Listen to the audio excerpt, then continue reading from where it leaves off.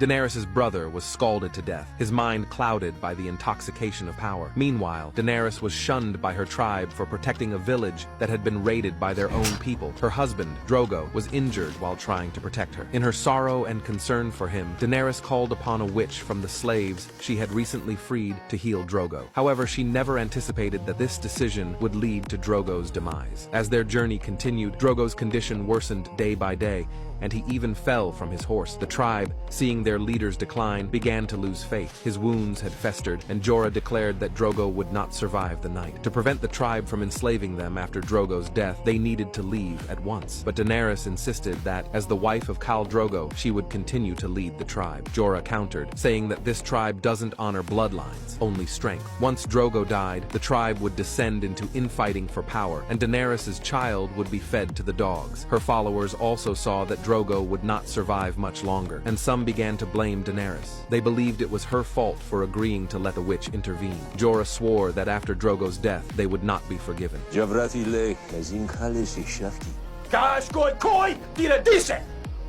Desperate, Daenerys asked the witch if there was any magic that could save him. The witch replied that there was such magic, but its outcome would be worse than death. In her desperation to save Drogo, Daenerys chose to try the blood magic the witch spoke of, which required a life for a life. Ignoring the protests of her followers, Daenerys ordered the tribe to bring Drogo's horse. The witch warned that once the ritual began, no one could interfere. The horse was killed before Drogo's eyes, and Daenerys, still obsessed with saving him, walked out of the tent in a daze. At that moment, Drogo's blood riders stepped forward, determined to stop the forbidden magic. They pushed Daenerys aside and moved to interrupt the ritual, but Jorah, loyal to Daenerys, drew his sword and stopped them in 2 swift moves.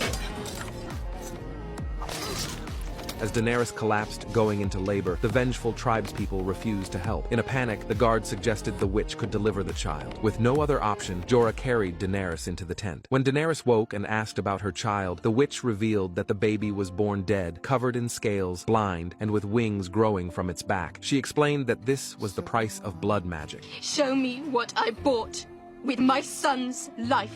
Because of her stubbornness, the tribe had nearly deserted them, taking most of the horses with them. When Daenerys saw Drogo, now reduced to a shell of the man he once was, she asked the witch if he could be restored. The witch replied that Drogo would only awaken when the sun rose in the west and set in the east, when the seas dried up. At that moment, Daenerys realized she had been deceived. I saved you. Saved me? 3 of those riders had already raped me before you saved me, girl. Tell me again exactly what it was that you saved. Looking at the man who had once protected her with his life, Daenerys shed tears of regret. In the end, she took it upon herself to end Drogo's suffering.